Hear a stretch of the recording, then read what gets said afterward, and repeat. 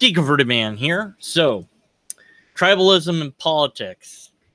The great Aron Ra, who would never normally take notice of me, did take notice because I responded to a tweet that he made that was retweeted from somebody that follows me or that I follow. So the tweet in question, he said, "It seems to me that the political left are those with empathy for other people, even in situations we can't exactly relate to. While those on the right don't care about anything that doesn't affect them directly, except to assert superiority over other people they don't care about." I said, "You care about people until your politics and or ideology stops you from doing so. Tribalism is something that you can fall into, and you have. Have you talked to anyone on the right, or are you making unwarranted assertions?" Which is a question that I'm asking. The response is, "Speak for yourself. You're not describing me. I'm surrounded by people on the right who explicitly reinforce what I'm saying." And my response to that is, have you talked to them? If this is based on the small data set of people you know who are around you, but you have not talked to them, then it's not, in fact, a data set.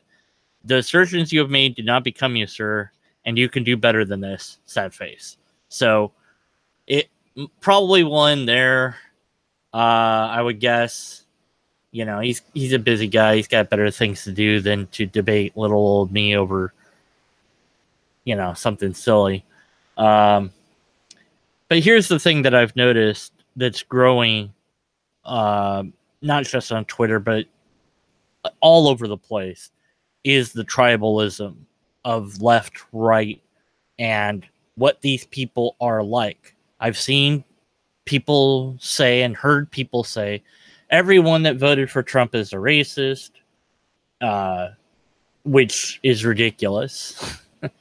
It's like, what? Based on what does that even mean?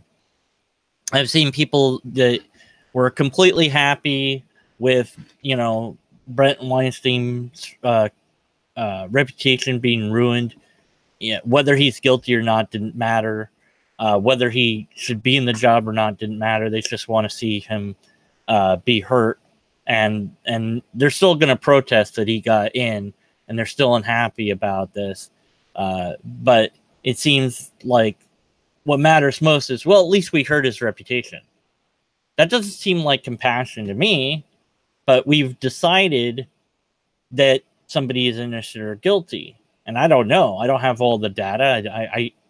I can speculate on it, but that's all it is. It's not ultimately up to me to make that choice. It's the system is there, and the system makes that choice, and maybe it makes a bad choice. And maybe you feel like politics needs to be fixed. Okay, great. So do I. People are talking around issues instead of at issues that are important to them. But when we paint with a broad brush and say, well, all Republicans are X, or all Democrats are Z, or all these people are bad, and everyone around me is like this. Well, that might be true. Everyone around you might be like that. But that's the same sort of thing that you could say and generalize about anything else. So if you said, well, all the black people around me are killing each other off, so therefore all black people are killers, that would be just as wrong as saying, all the people that are right, they just care about themselves. They don't care about anyone else. How do you know that? Have you talked to them? Have you talked to the people around you? Have you taken any sort of survey or conducted a poll or read a poll that's already been conducted? What's your data set to make this sort of statement? If it's a small data set of people that well, it's not even really a data set at that point, but at least do better than just say, well, this is what I think is the case. Like for myself, every time I've dealt with people that call themselves feminists, I've walked away with a very bad taste in my mouth. They seem very aggressive, very patronizing. They don't want to debate. They don't want to talk. They don't want to answer questions. Well, that's only the 2 or 3 people that I've dealt with that are feminists. That doesn't mean that all feminists are like this. And to extrapolate that would be wrong on my part. Just because a few are this way, that doesn't make the whole this way.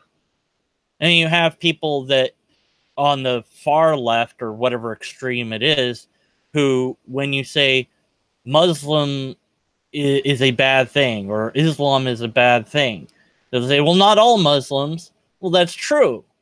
There are good people that happen to be part of this bad religion, but they happen to also be in the minority, and thus I'm not worried about them.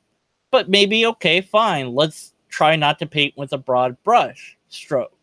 But at the same time, if you're willing to say not all Muslims, then why are you not willing to say not all Republicans or not all right-wingers or whatever?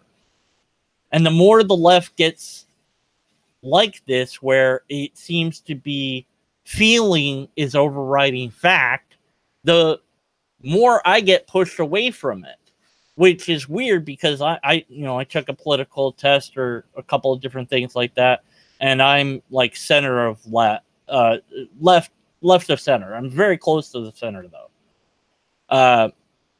For abortion, that's one of those big things. I wish we didn't have to have this, and we had scientific ways to avoid it. But until we do, it seems like the best solution that we have. And it's not a very good solution, but it leads to a better, more stable society.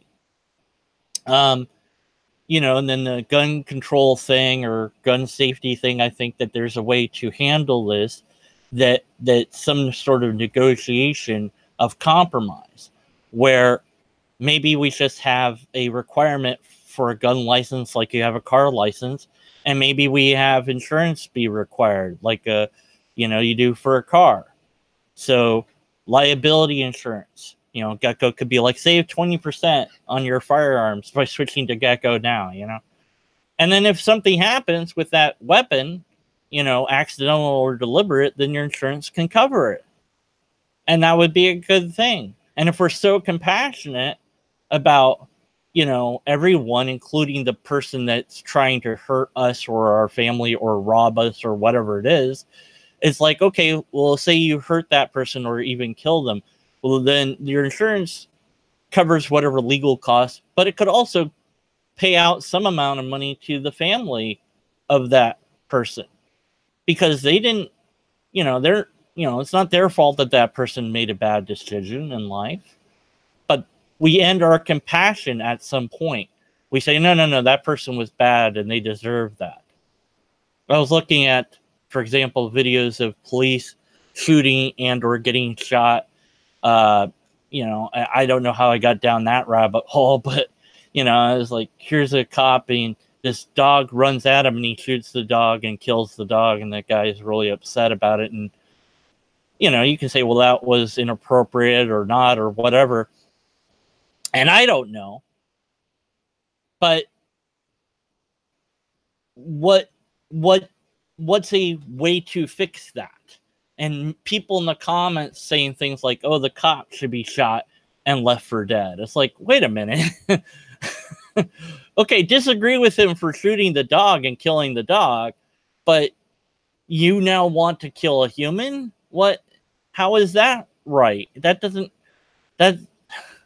There's a disconnect there. And so what I'm saying is that tribalism is a real thing that we that call ourselves skeptic should be aware of and be careful about. And politics can be just as tribal as religion can be.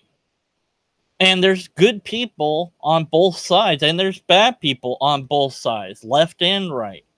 And if you go too far left, it's just as bad as if you go too far right. And maybe we need to meet somewhere in the middle. And we need to get back from the chaos and get back into order.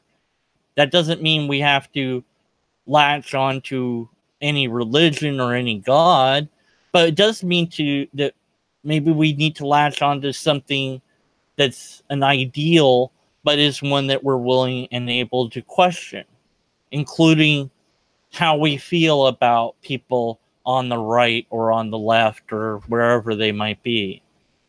I'm reminded of the Johnny Cash song, the one on the right is on the middle and the top, and it's like politics is like, it seems like it's everywhere.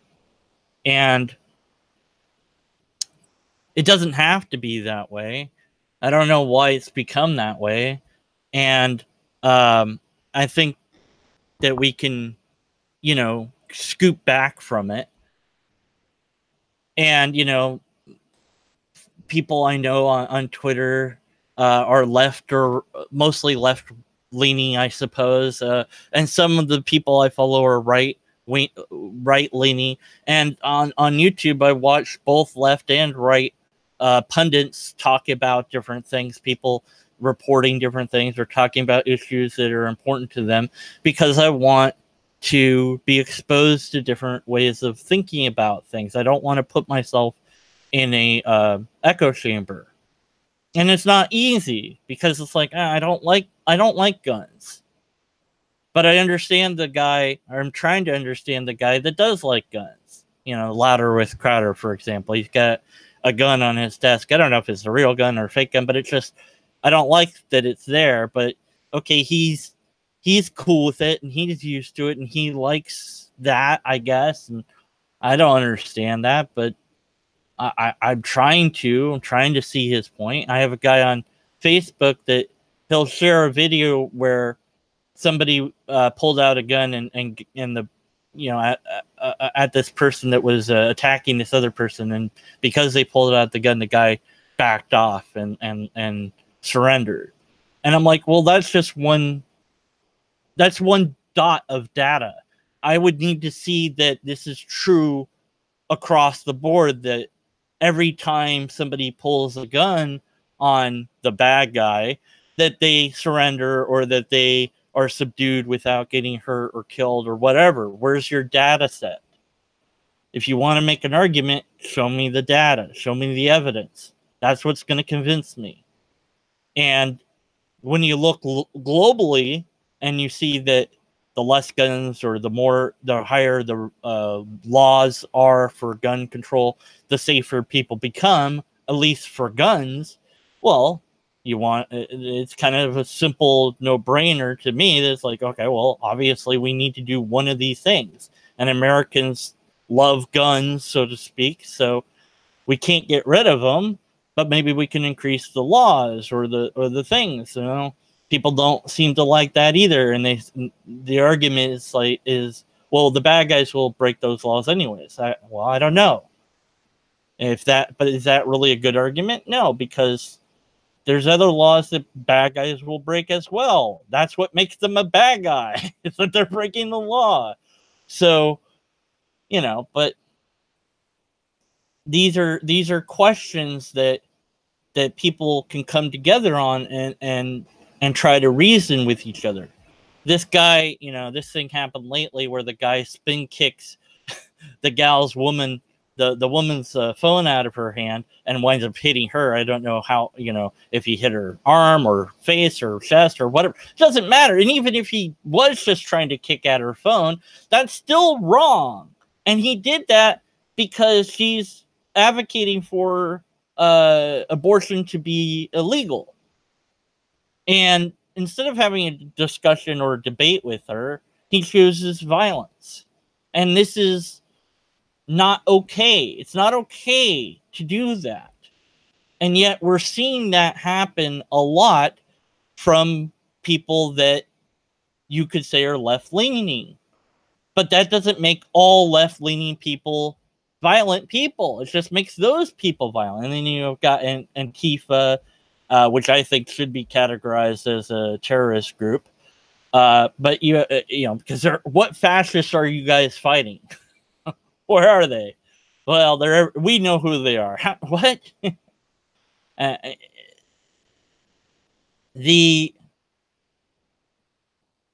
The point that I hope to make, and I don't know if Aron will watch this or care what I say. I don't know.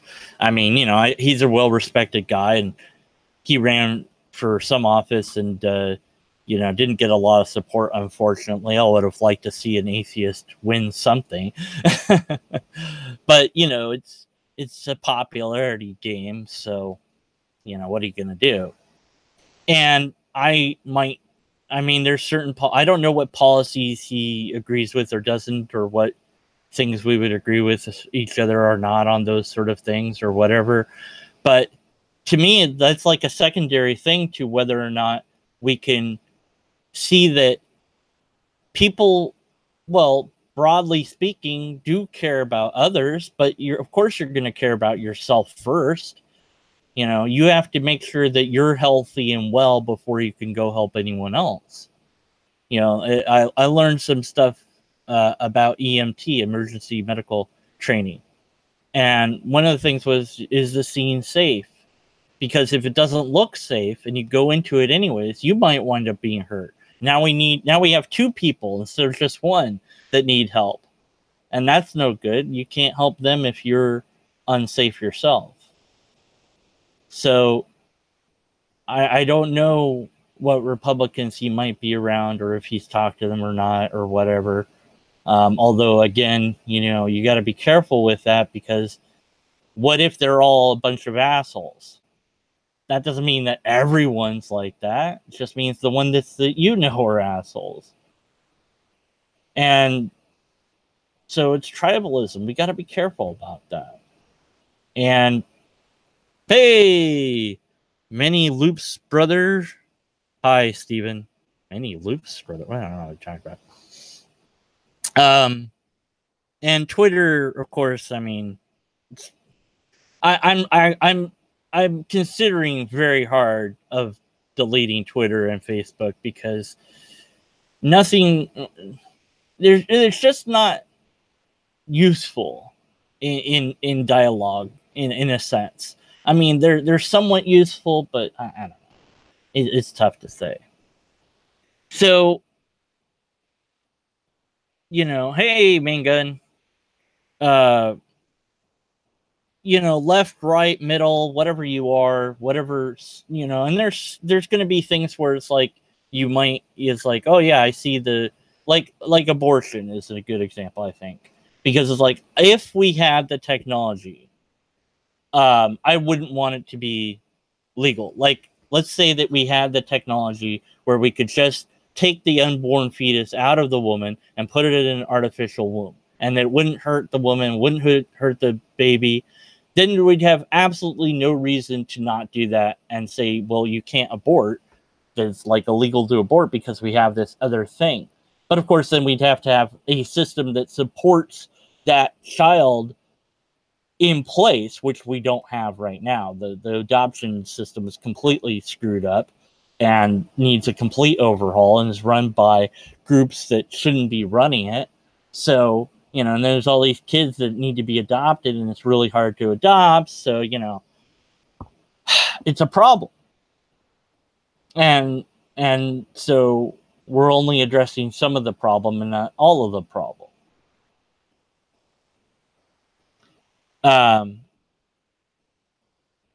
Yeah, a lot of liberals who hate abortion voted for Trump, not thinking about the cascade of other nightmares attached to that. Right, I don't know. I don't know who did or didn't vote for Trump, but it's like, well, when the only choices are bad choices, you might have to make the less of two evils as your choice. And many people said that they're voting for Trump because he wasn't Hillary. That was it, that was their reasoning.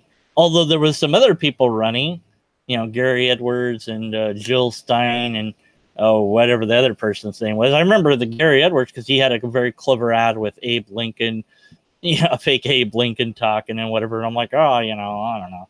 But none of them were good. None of them were decent. And, and then at the time I thought, oh, well, Bernie Sanders sounds cool. But now that I've learned more about socialism, I'm like, I don't think Bernie would have been good after all. But we do have some social programs, socialism type programs. But we don't want too many. We want a balance somewhere in the center. We don't want too many left, too many right. We want it right in the center. And, people like Peterson who are saying, let's have an antidote to chaos. Now, maybe his book is full of nonsense and fluff. I don't know. I haven't read it. But the idea there of we're going too far into chaos, I think, is true on some level. And when I see people, well-respected people, say things like Aron did here, where it's like everybody on the right, they just care about themselves, and you know, it's like, really? Really? I mean, is that really the case? It might be if you had, like, if you polled, you know, a bunch of Republicans and you had the data, then maybe you could say that, but you don't. I mean,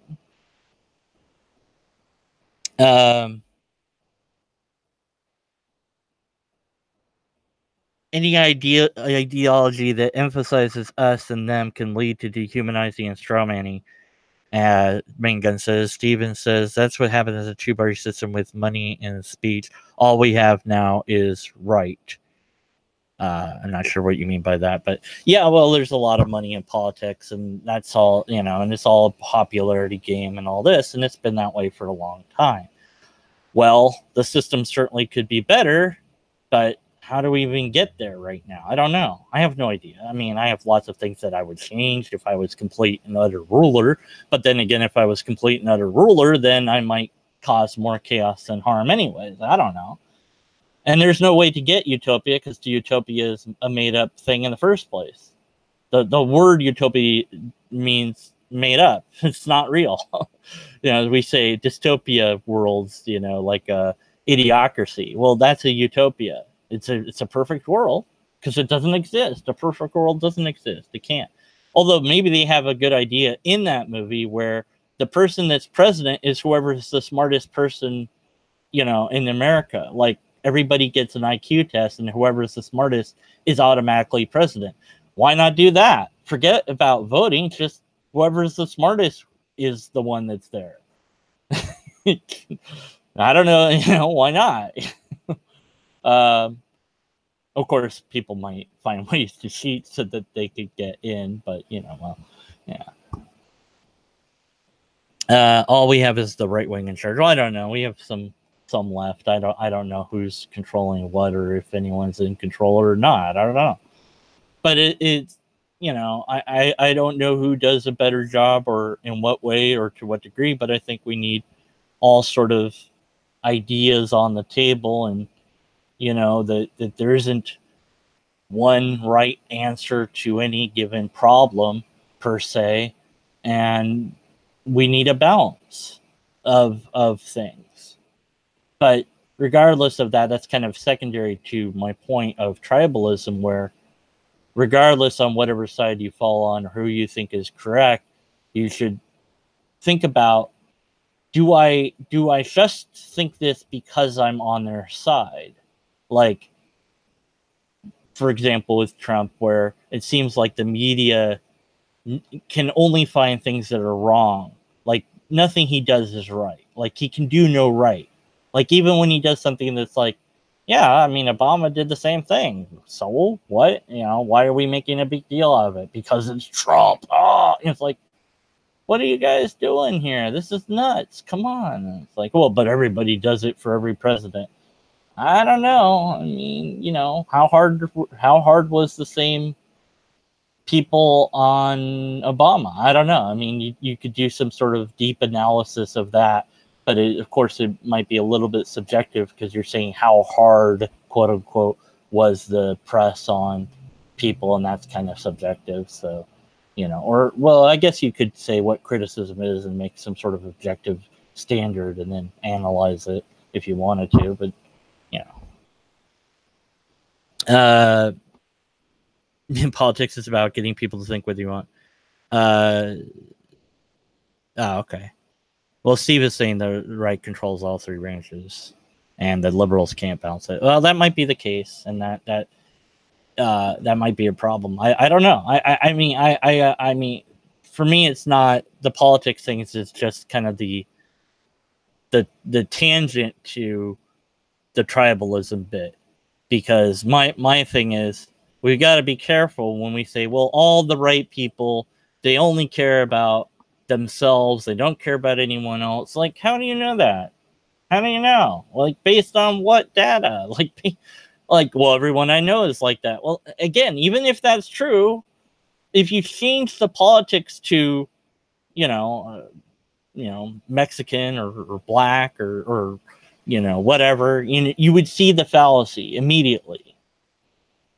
And so we got to be careful about that, because it can consume us just as much as any other thing can consume us. Religion can consume us. Belief in ideologies can consume us, and politics can consume us. And there might be something to the idea that because we are non-religious people, that politics or music or something else might fill that role for us. So we need to be aware of that, because if something else fills that zone of religion that in our brain, because our brains are kind of wired to need religion or something like that, that we'd have to be aware of that. Now I don't know if that's the case, but I'm saying it might be the case, and that the possibility alone is enough to make me cautious. And to say, really, is that really how we're gonna, be this way?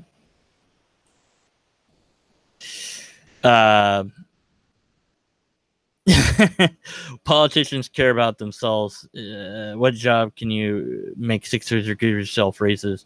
Yeah, right. I mean, if you're talking about not right-wing people, but you're talking about politicians in and of themselves, whether they're right or left, then I think that you can make some generalizations about that, because why is Congress allowed to give themselves a raise? So, hey, we vote on the raise. Who wants to not give ourselves a raise?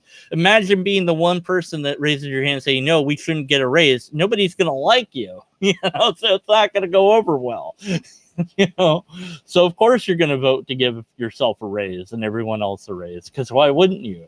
So maybe they shouldn't be allowed to do that. But again, that's something that, well, how do we fix that? I don't know. I have no idea. But I think that we have to first be aware that tribalism's a thing, and that it's part and parcel with anything that we do, whether it's politics or atheist / skeptic versus theist. There's tribalism there. There's tribalism in what we do here on YouTube. It's like a lot of the people I'm subscribed to are atheists, and like very few theists are subscribed to me. I'm like, I'm just talking to people that agree with me. What am I doing here? What's going on? What sense does this make? Even you don't see that this is actually a battle between good and evil, right to live versus right to kill. Are you talking about abortion or something? I don't know. I guess that's Steadfast and Easy trying to make a point about abortion. Why doesn't the press focus on relevant reasons not to like a politician, i.e. policies, rather than irrelevant crap? Yeah, that's a good question. I don't know. Because the press makes money based on what sells, and then the public at large decides what sells. And so, I don't watch the news, the big news. I only listen to people on YouTube talk about news these days. But the last time I saw Fox News or CNN, like, everything was an alert. Everything was, a shocking story. And everything was, like, hyped up to extreme. Red in the background, which, of course, color has an effect on people. And, it's like everything was like, oh, this just in, blah, blah, blah. And everything was super, like, exaggerated. And it was just, I'm like, I can't, this is exhausting to watch. I can't, even having the radio on and listening to they were talking some politics there. And I'm like, this is exhausting. Forget it. Whereas the YouTube people that talk about these stories do it, well, everyone has their way, but the ones I watch have a more, like, here's what's down to earth sort of approach to it.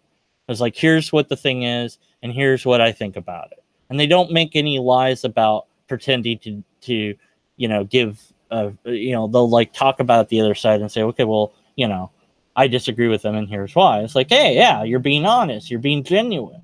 So even if I don't agree with you, at least I can understand why you think that way.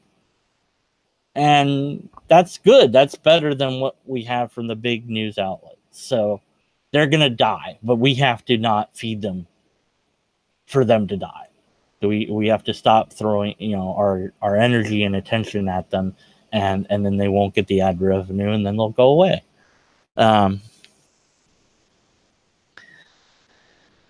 again, everyone's getting focused on the politician part rather than the tribalism part, which is what I wanted to focus on more. The politics things is just kind of a launching point for that.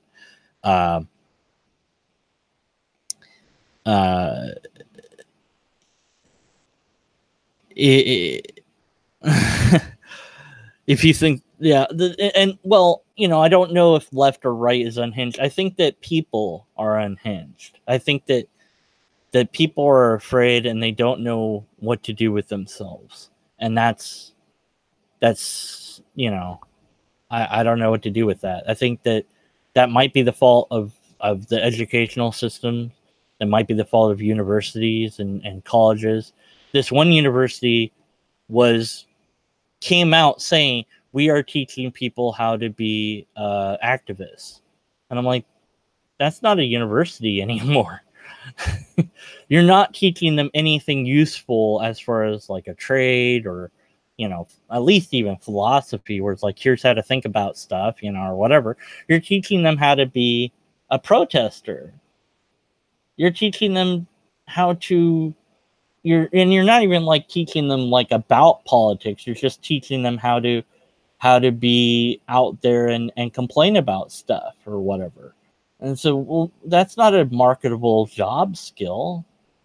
And they all go to YouTube and they, try to build a living on YouTube, which works for now, but eventually they'll just feed into themselves. If nobody has a job other than YouTube job, eventually the money's it's gonna run out because they're just feeding each other's Patreon and something's gonna give, So, what was it? I want to say Turkey, but I don't think it was. It was some one of these countries just got rid of gender studies completely. They said we're not going to let it happen in university anymore because the people that are taking gender studies have no marketable job skills.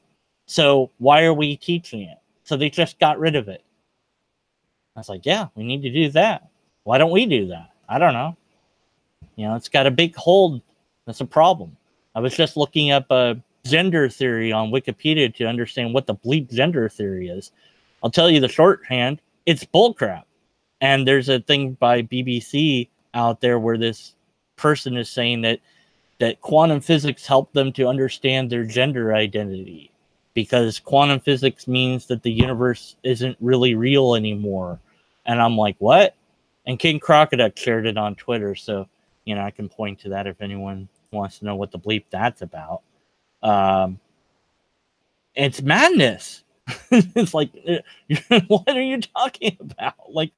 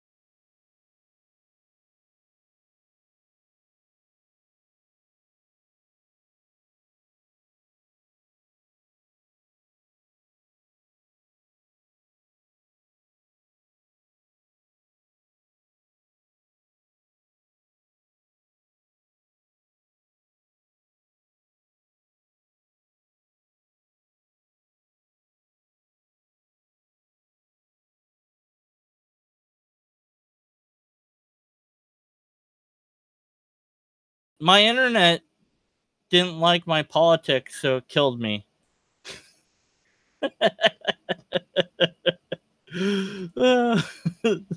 That was weird. Okay, I'm back. So here's the last thing I was saying before I got edited out of the universe here. Here's the thing about this quantum physics and whatever. I'll just put that in the description or where as well. So yeah, that's that, whatever that is. And you all can look at that video and tell me what you think about it. So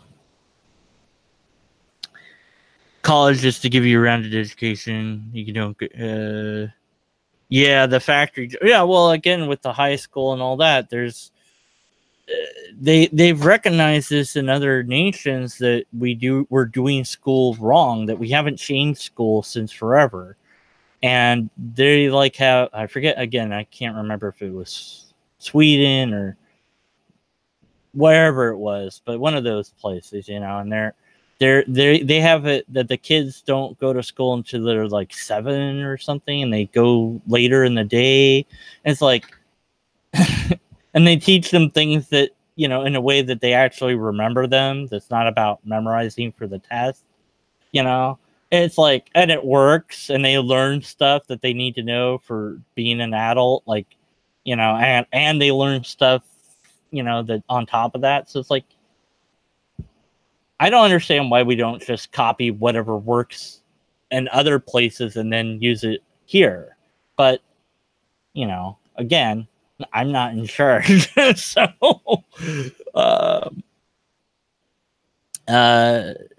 Satan apologist. If you think, I don't know if I want to read what you said there. I mean, I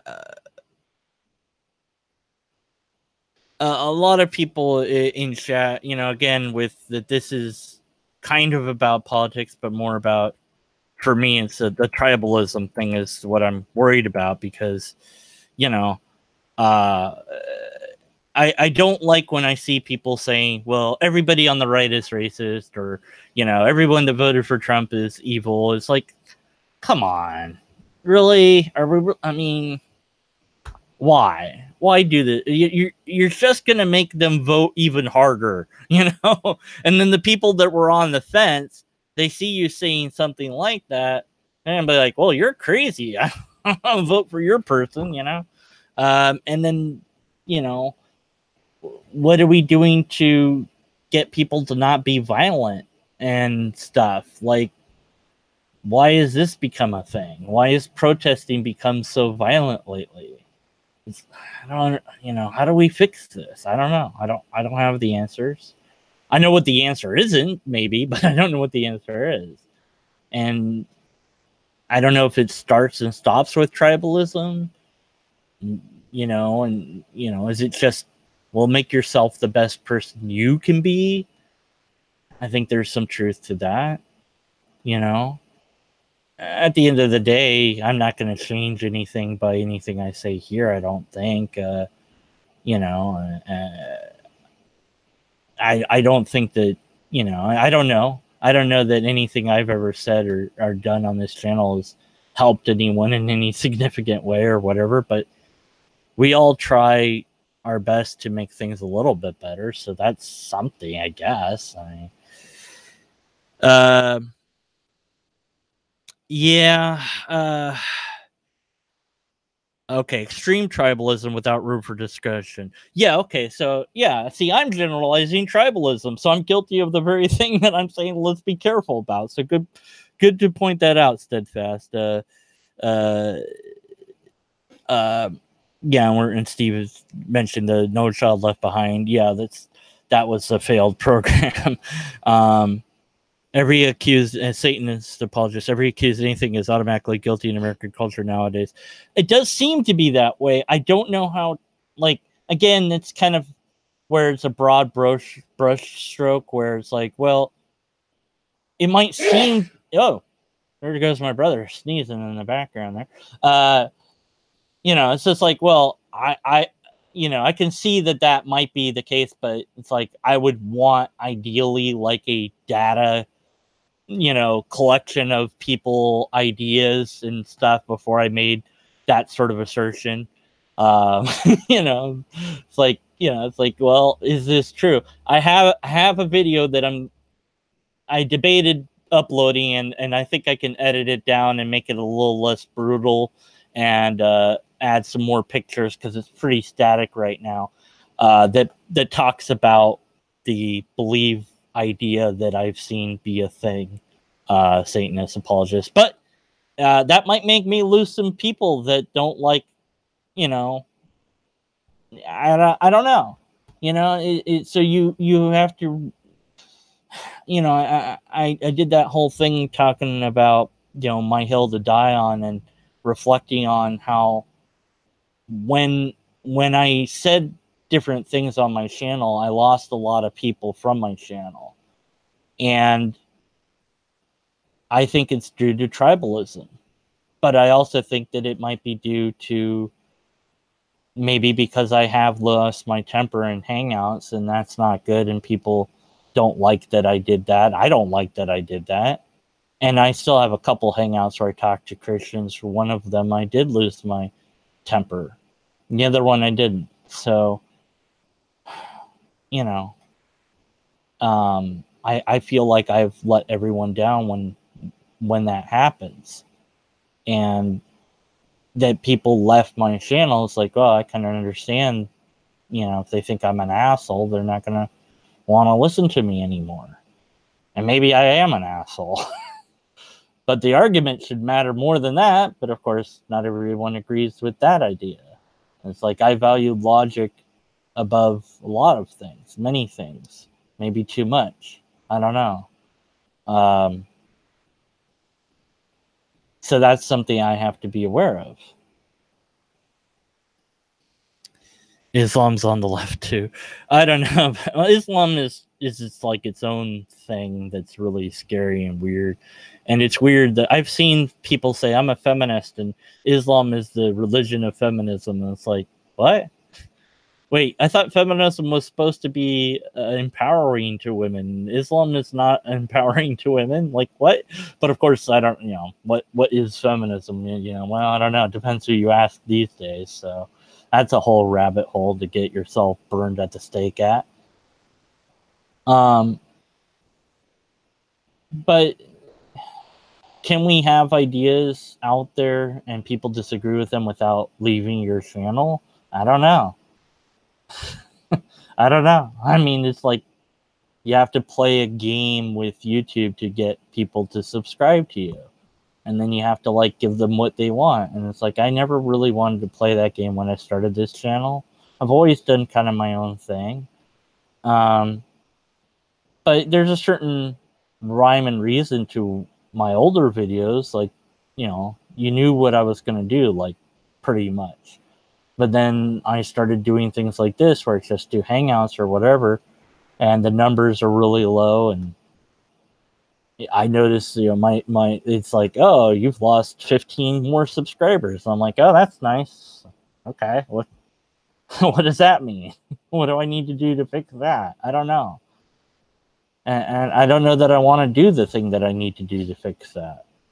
Because, it's my channel. But then if nobody's watching me, then who am I talking to? I don't know. But is it that people like what I have to say because they like me? Or is it that they like the argument? Because I'd rather, it's like, look, you can hate me all you want. Just my argument's either valid or invalid. That's what should matter. I don't know. It's complicated. It's weird, and I don't know how to make sense of it. Her name is Eva Torres. She's not secular. There's no left Islam. She's a member of KIIR. I don't know. The ultimate tribe for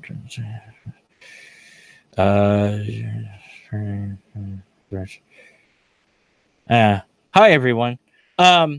So yeah, again, guys, everyone that's listening, I think everyone listening is a guy right now. It might be a girl or a robot out there. I don't know. I don't want to assume anything. again, I don't want to necessarily this, although I called this politics, I mean, we all have different views and ideas and things that we don't like and whatever. And I'm trying to sort it all out, out loud for everyone to participate in. Oh, okay. Canadian politics. Yeah. I don't, yeah. Well, Canadian. Yeah. Well, isn't hockey like the way that they decide who wins? Just kidding. Sorry. Everything I know about Canada is from Scott Pilgrim. So I don't know anything about it. Valid arguments are fine, but can't be presented on a plate of Casa de Toro. Yeah, I guess that, that's like the way that you present the valid argument does matter to some extent to some people. Not to me, but to some people. And, I mean, it's, I don't know. It's a thing. But so, the whole thing for me started with this little tweet of, I mean, of all people, Aron Ra to respond to little old me probably will just ignore me from now on, I guess. And maybe it's best not to ask anything about politics on Twitter because you only have a limited character set. Maybe just getting off Twitter is the answer.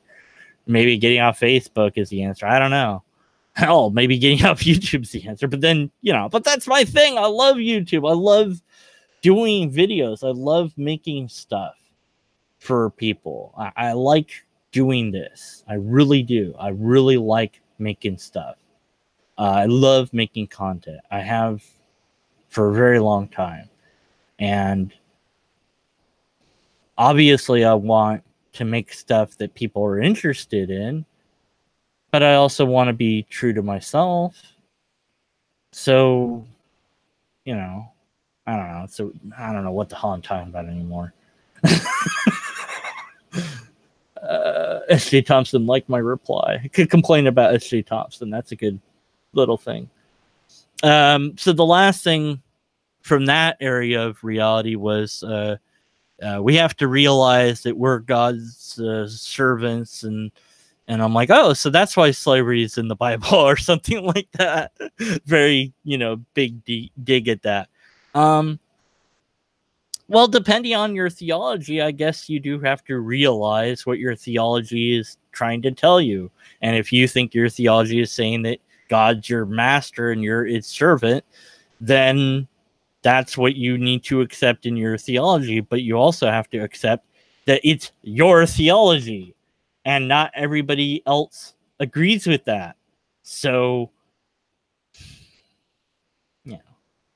Oh, this was the other one. People have a choice to accept or reject God's grace. He forces none. And I had sent a video, very disturbing video. I'll share with you guys, gals, robots, etc. Here, I'll put that in chat, and I'll put that here in the description of the video. And I'll probably just change the name to the video of Tribalism Politics and Deconverted Man Loses It. Let's do that. And oh, that's not the and key. There we go. And stuff. Lobsters. I don't know. Stuff lobsters with an S. There we go. That's a better name. People need to be taught logic formally in grade school. I wish I'd known informal logic a long time. And critical thinking, too. I didn't know that was even a thing until college. And I was like, whoa, or critical analysis, I should say. Although I still don't know if I've got my head wrapped around it quite right. But this English teacher, that's all you would talk about. I'm like, well, we're just here to do essays, right? Like, what's critical analysis? What are you talking about? But it was a way to look at the text and look at it deeper than what you're looking at it. Like, and we would have these great conversations about the questions that were asked in the book and how to come up with better questions to ask students that would make them think deeper. We have to, yeah, we're emotional creatures. For this logic's not intuitive. Not actually, yeah. True yourself does not have to include being an ass. Well, sometimes I'm an ass. I mean, you know, I don't mean to be, but I don't know. I mean, you know, being social is weird. I'm probably gonna get it wrong. But yeah, so let's talk about this video. I wish I could play videos in YouTube Hangout. Like maybe there's a way to do it that I don't know. I just want to talk about this video, and then I'll link the Hangout if anyone wants to join in, or I'll do that now, and then I'll play this video here and then do words. I can't say. Okay, so wow, that's pretty loud. I don't know if this is gonna work the way I think it's gonna work, but we'll see what happens here. Share my screen. Let's see. Share the screen. Present to everybody. You're presenting infinity. Wow, look at this. How does it know how to do this? Like, how does it know that it's seen? Okay, whatever. I'm never. Yeah. All right. So here's this video. I guess I'll mute it because. I mean, there's no way for you guys to how do we, is there a way to play it? Like, no. I don't know. Whatever. So here's this video. So this mother had told her kid that she doesn't believe in God. He's like 8 years old. And he starts screaming. I don't know why she's in the car, like why she doesn't go inside with him or whatever. Like that, I don't know why she decided to tell him while she was in the car. Like probably would have been better to tell him inside or something. But anyways, why would God do something? Oh, these subtitles are really bad. Oh, his name is Christian as well, so it's kind of weird.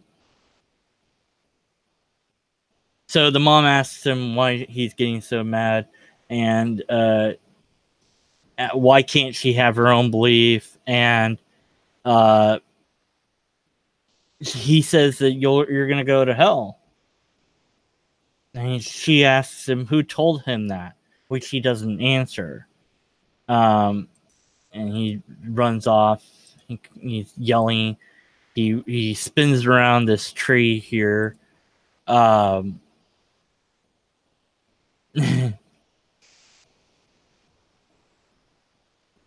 And she's saying it shouldn't matter what, you know, she believes or doesn't, and he's saying, you know, you're gonna go to hell. He says you're gonna go to the gate of hell because you're not a Christian, because you don't believe in God. Wait a second. Why did God name me after that? So see, he's been so indoctrinated by Christianity that he thinks God named him Christian. And he's trying to figure out why he would be named that. And of course she says she gave him that name. This is really hard to watch. It's really upsetting to me to see this.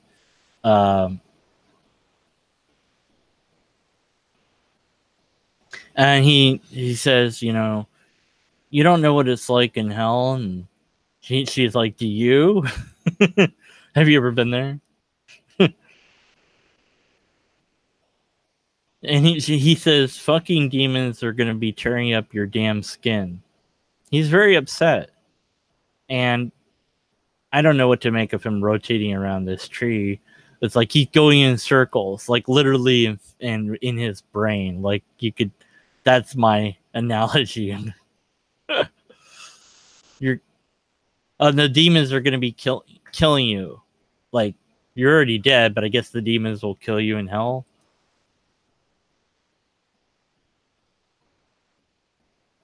And she asks him, why would God do that to people? And he says, because they don't believe in God. That's why. And so I sent this video to SJ, and I said, why is God sending this gal to hell? Why does she deserve to go to hell?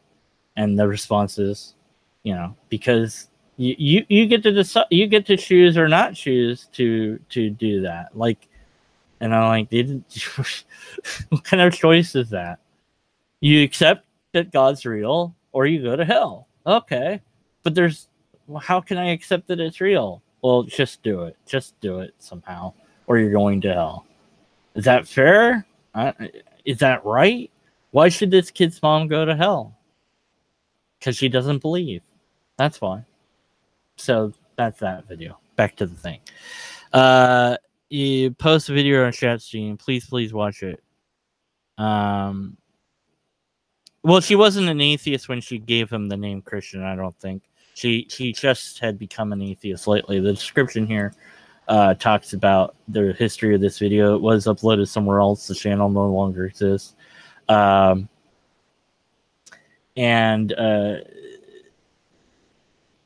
guess that she named him the preference for that name expressed by his father. So she might have not been an atheist at the time that she named him or whatever. I don't know, but Christian is a name. It is a name, and how would you feel if it wasn't your religion? How would you feel if this kid was crying about Allah?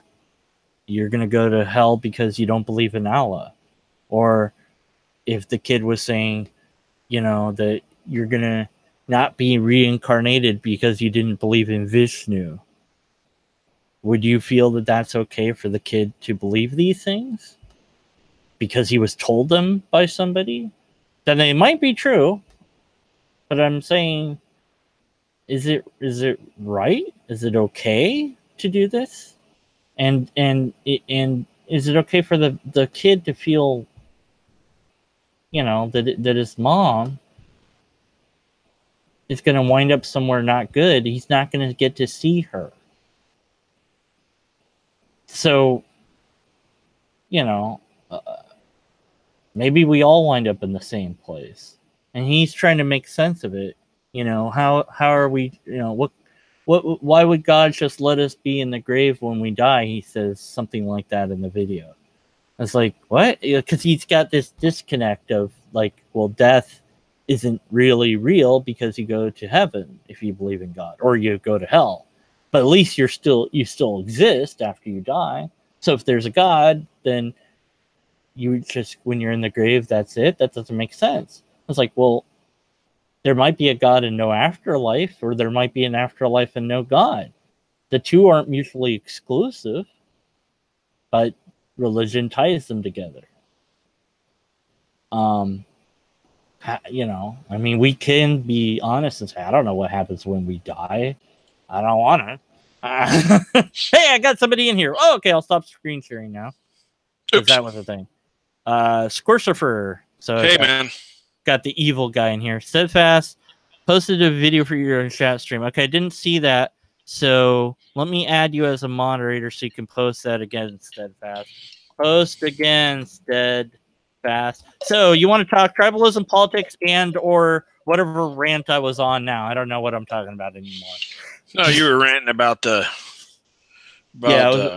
and that Christianity bullshit. Yeah. Now, am I right? Were you doing this depression thing challenge? Yeah. Or please don't do that. Oh, come on now. Like, no, you're not. No, please.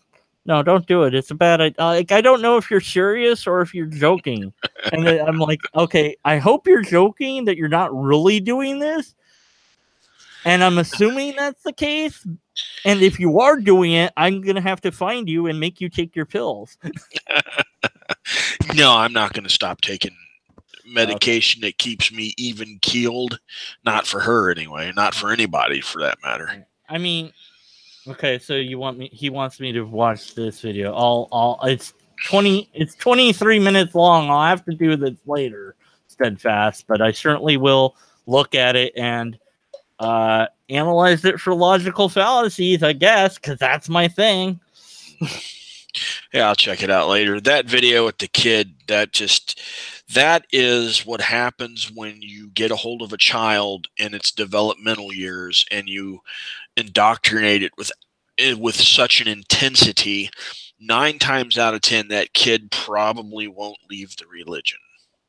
Yeah. Well, could the opposite be true, that if I'm an atheist and I'm a parent and I'm like, there's no God, and I teach that to my kid, that would be just as wrong. It's, you know. It could be, depending on how I would think, depending on what degree you would take that. Are you spewing vitriol? Are you being really nasty when you say there's no God, or are you letting the kid know what you think? Yeah. And See, I've seen that with one atheist parent on YouTube who he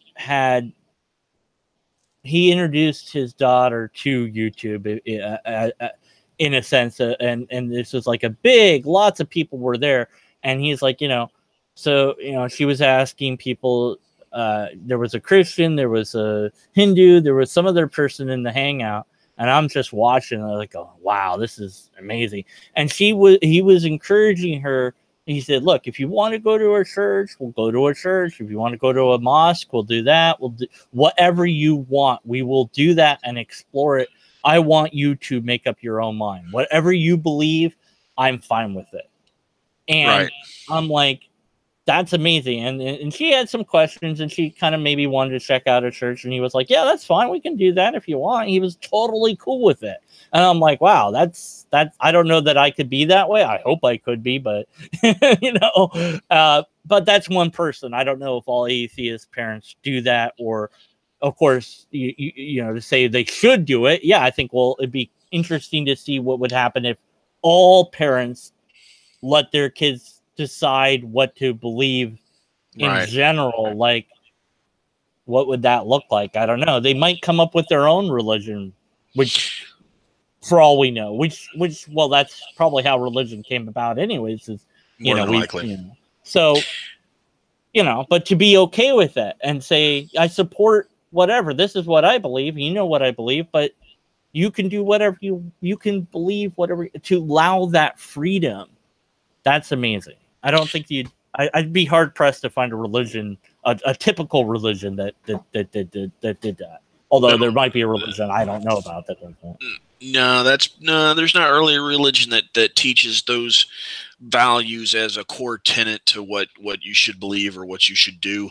I think the closest that you could ever get is Buddhism, where they're basically like, hey, this is not the absolute truth, but a guideline for your existence, shit like that.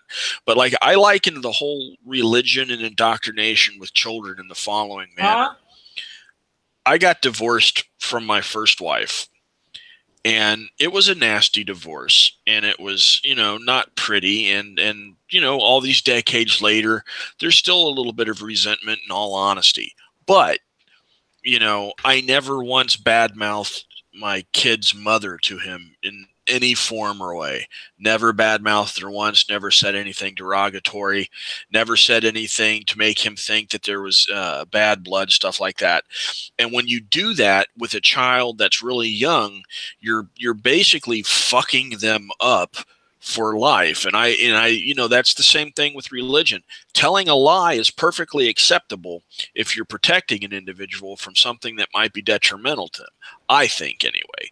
And you lie to your children to protect them in many ways that people don't realize that they do that. But except for religion, they scar the shit out of the children with religion. Well, I don't know. I mean, on the lying thing, I don't know. I mean, it's tough to say because I don't know. I don't know a damn thing. But that there was a neighbor of mine, and this was when I was still a Christian, although I was starting to have my doubts. That his kid had said that he believed that aliens were going to come and get him if he didn't use the bathroom. So he just said, yeah, that's right. The aliens are going to get you unless you go pee in the bathroom. And then his mother caught wind of it and said, "No, there's no aliens." And then the kid started peeing in the bed again. And he was telling me this, and I said, "But there are not aliens. It's not right to lie to your kid. Like, I get what you're trying to do. You want him to use the toilet, but is this the way to go about it? To like tell him, let him have this lie that or tell him or enforce this? Like, it was the kid's lie, and that was like, I guess you could let that slide, but then to reinforce it, like, I don't know. It didn't feel right to me. Like, telling your kid about Santa. But I don't know. I mean, I if it works, okay, well, yeah, but then when your kid finds out that you're lying to them later, are they gonna trust you? I don't know. But then I said to him, I said, what if the same thing is true about God? Like, what if we're just using God to get people to do what we want? And I'm like, nah, that can't be. I was like, I talked myself out of it, Well, I mean, if lying to your children fails, then just, fucking beat them. That's all you got to do. Your kids. No. Beat the shit out of them. Smack the. You just backhand them. No. On the ass with a paddle. No. A paddle. With holes drilled in it. No. That's been demonstrably demonstrated to have the reverse effect. I don't care. I grew up in that generation. I turned out fine. That doesn't make it right. That's an appeal. That's an appeal to the static data point of you. I grew up this way and I survived. That's irrelevant to the larger data sample that's been taken and been done as an actual study of this cross-culturally to show that hitting kids has the opposite reaction of what we want. There are the few like you who fall outside the bell curve and turn out fine, but the majority doesn't. And positive enforcement works far better than negative reinforcement does. This has been well documented and studied. So don't pull out the logical fallacy, because I'll point it out to you. Yeah, you survived it. You're the bell curve. Don't care. Why not? Because you don't care about logic. You don't care about the stata. Because honey melons and lightning bugs. So you don't care about reality? No, what's reality? Define reality. What's true? You don't care about what's true? No, what's reality? Reality is where we live. No, define reality. Don't say what's true. What do you think reality truth is a subject? Because truth is a subjective term. No, it's not. Truth is a subjective term. You said you didn't care. Do you really not care? Or are you just saying that because this is an idea that you want to challenge? Okay. No, I'm not challenging it. I don't disagree. I don't disagree with positive reinforcement. I don't. I don't. My personal opinion on it is I don't care. It doesn't affect me. It doesn't interfere in my sphere of influence or the world. But when you say reality is what's true, that's not necessarily true. There's a proper definition of reality, and then there's the lazy man's definition of reality. What's reality? What is true? No, reality is what is true in accordance with observable, demonstrable fact and laws within the natural universe. Right. So let's go back to when I said that. So if I say beating the kid thing, and you said, "Well, I don't care." What did you mean by that? Why would you? That was I don't care. The mechanism. No, I don't care. What does that mean, though? Well, I'm not a parent. I'm not a child's parent. Okay? So I have absolutely nothing to say with how another person rears their children unless it borderlines or goes over the borderline of absolute abuse.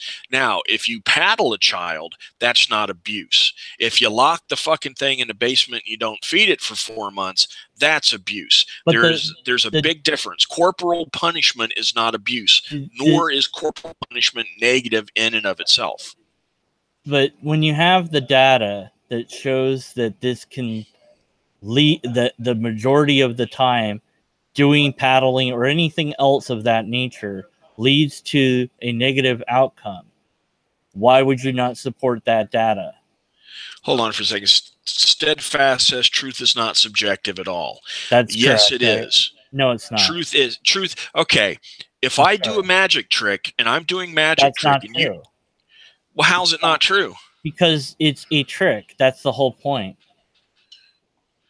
So there is a moral, objective standard out there, or not a moral, but there's a subjective standard of truth.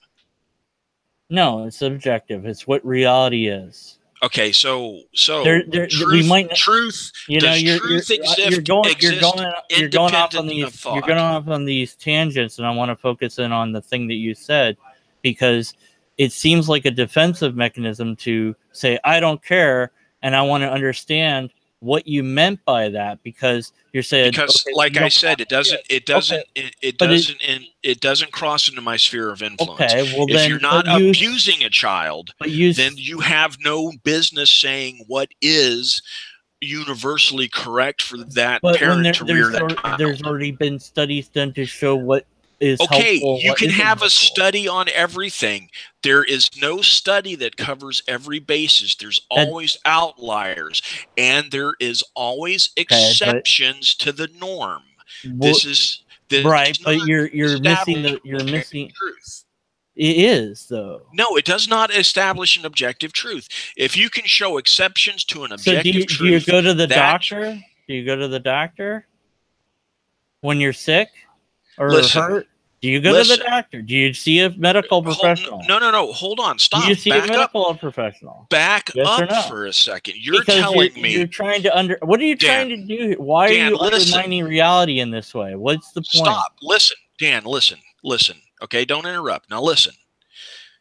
You're establishing a guide, a baseline that is a truth for any and everything.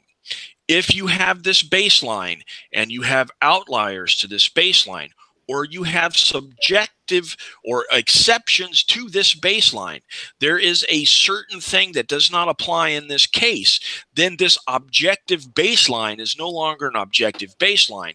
It is a baseline until you reach the point that it's no longer the objective truth for someone. That's why I say truth and reality is a separate thing. Truth is a human concept. If you believe in God and you stop believing in God, for instance, this is an instance, nothing changes in your reality. But if you stop believing doctors can cure you with medicine, your reality is going to change. But you get where I'm coming at. Now, I'm not challenging. What I'm saying is there's a bell curve for everything. Yeah. This makes this objective truth you have. No, it's within the bell curve. No, not at all. I'm saying the majority of people fall into this because that's what has been shown to be the case. And that's true on medicine. That's true of a lot of things for human endeavors. Not everything, but many things. Well, I don't know if there's anything that's old. Well, maybe death is always true right now, but one day we'll fix that. But we have a bell curve. And within that bell curve, we have found this study that multiple times has been done, not just in this nation, but others as well. And we see that it's true across the board for the majority of the time within the bell curve that paddling and or any other type of physical discipline on children has negative consequences later in their life. And that negative consequence can manifest in all sorts of different ways, mental, physical, all sorts of different problems that person has that they wouldn't have had if they hadn't been subject to that. Therefore, the majority of the time, when you say, well, go ahead, paddle anyone, what is it? And then you say, well, it doesn't matter because I don't have a kid. Well, okay, you don't have a kid. That's true. Thank you. So, you just made my point. You made my point. The majority of the time. You said something that affects the majority of people by saying, do whatever you want. No, do what falls within that bell curve, because when you go outside that bell curve, you don't know what's going to happen. Then you still have to adjust your prior statement that that's true for everyone. That's true for the majority. Once you reach the edge of that bell curve, your objective truth is no longer an objective truth. No, it's still true that it appeals to the majority. It's still true. You didn't say that. You said that it is negative for people, and then after pressed to the point, it's negative for the majority of people. The majority of the people. Right. But that was you made a definite statement instead of the subjective statement that was later altered. It's not an objective truth. It is objective within the system that we have, which is the bell curve system. No, even within the way we've got everything set up today, you could say this data says A, B, C, and D, and there's outliers to the data. So the majority falls under this umbrella, but this does not mean it's untrue. It just means that this truth is not a universal truth for every single person. That's what objective truth is. Well, I don't know if I'm talking past each other or whatever, because no, what I'm saying is that when you made this assertion about paddling, which came out of left field from where I'm standing, because I was being stupid. If you don't understand sarcasm, I'm sorry. Okay, we'll see. But then when I challenged you on it, verbally speaking, and then you had another defensive mechanism, in my view, of saying, I don't care. And we got it. But why? And then we're right back to where we started. I don't understand what you mean by I don't care. If you were saying this thing and this is a joke and it was just meant to be sarcastic and you weren't prescribing to people to go ahead and whack your kids, because I don't know why you said that or why that came to your mind or whatever. I don't know. Okay, hold on for a second. Now, when I say I don't care in and of itself, in and of that, it does not affect my sphere of influence. My child is 28 years old. He has 3 children of his own. I do not tell him how to raise his children. My parents was not told by their parents how to raise their children. Mm-hmm. Okay? Now, if you have a child and you deem corporal punishment is necessary to teach that child a lesson, and you do not overextend that and go into the realm of abuse, that is nobody's business to say anything. And if you say, well, my bell curve says that's wrong, that's not necessarily wrong. This child could lay within the outline. Okay, but then it would be their burden to show that that's true before they're allowed to hurt that kid. Well, I could say that beyond a shadow of a doubt. I got my ass busted as a child. Aside from my mental defects that I acquired from my military service, I turned out fine. I never laid a hand on my child. Never once hit my child, with the exception of once or twice when he would have gotten fucking ran over by a car. But that's beside the point. Well, there's no way. I'm perfectly fine. And see, okay, then again, this will go into the realm of subjective testimony, which I burned SJ right. I was going to say but you already admitted that there's outliers. I don't know that you're perfectly fine in the way that hopefully you are, because I don't have the ability to analyze you on that level, and I wouldn't. But that's being silly. That's being silly. Now we're overanalyzing this to the point where everything is a battle of logic and wits. Of course it is. Yes, it is. Absolutely. Everything is reducible to logic. Absolutely. I can analyze anything. Yes, everything. Not everything. Well, name me something that can't be analyzed. In what sense analyzed? Within logic. You said not everything, so give me something that can't be analyzed.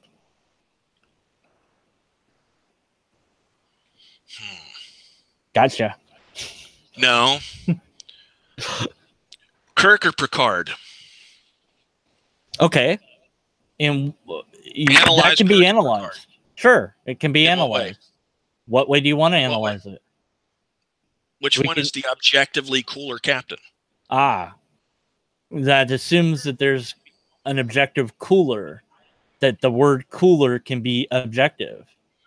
Okay, so what do we mean now? We've gone from yes, we can analyze this to we can analyze. We need to go and do this. We're starting to compartmentalize. In the end, it's an objective thing that you can analyze to the umph power. You can analyze it, but the thing has to be something. You're talking about the difference between art like it's subjective and you can't say a painting's good or bad or whatever. But you can still analyze whether it is a painting or not. Yeah, but you can't analyze whether you find that painting beautiful across the board or not. That's a subjective thing. Just like Kirk and Picard's a subjective thing. Subjective things you can't. You could analyze that a person sees something as beautiful because if you did some brain scans and did some tests of that nature. In that sense, then you can analyze everything and break them down to numbers on a page. That's what I'm getting at. And if I said it the wrong way, then okay, well, I said it the wrong way. But I was concerned, because I didn't want us to get into erratic dialogue, but I was concerned because I didn't understand where you were coming from when you made this statement. You understand where I'm coming from on that? Because but see, I'm like, what the bleep is going on here? It came out of left field to my, I don't know that you're joking. I don't know. Yeah, but you listen to the inflection of the voice. The inflection changes. There's a difference between beat the shit out of that kid and beat the shit out of that kid.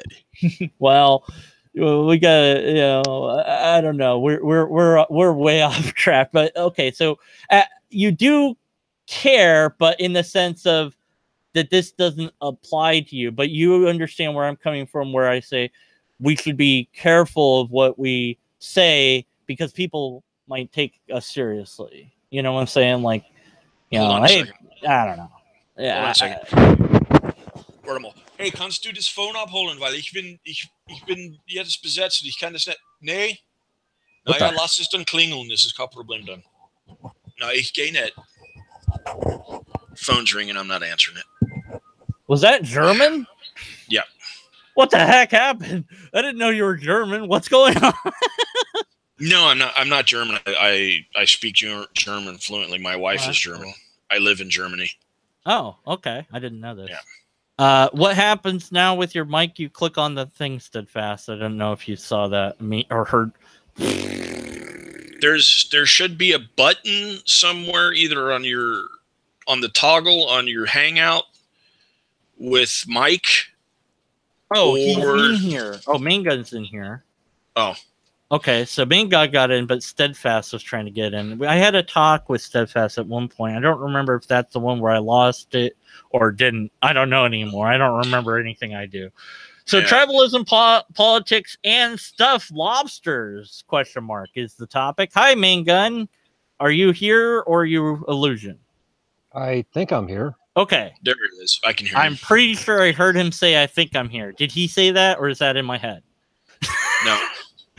Okay, great. I don't know. Let's have Main Gun talk for a while because we've talked for a while. So let's see what do you want to talk to? Because I started with tribalism and politics, and now I don't know where I am anymore. So what's on your mind? Let's talk about whatever you want to talk about. Come on, you got something for us, huh? I don't know. I came in with a. Y'all had said something, and then you kind of all moved on, and I wanted to say something about the other thing, but now say something about the thing. What was it? Do you remember now, or did you walk through a door? Yeah, no, that train done left the station. I don't know where the hell I was. All right. Well, you've been in the military, Main Gun, and Scorsifer. I can't say your name. Scorsifer. Thank you. Scorsifer has been in the military, and I've been in the military, so we could talk a little bit about military if you want. I mean, that's a thing we can talk about. We could. I almost got I really regret that I didn't send it up the chain of command. I could have had an order put into practice where we would have had to wear orange uniforms. It would have been great.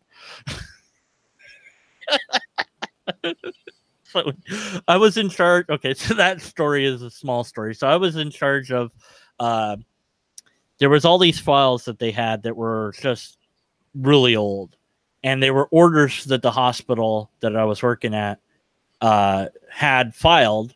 And, you look up files for like, well, what order is blah, whatever, because we were in resource management. So if somebody gets in trouble, you need to be able to look up what trouble they're in. So, but they're all dying. It's hard to read. So at first they were like, oh, we'll scan them. That didn't work. I'm like, look, I can type 88 words a minute. I'll just type them. And so they're like, really? I'm like, yeah, really, I can type 88 words a minute. What?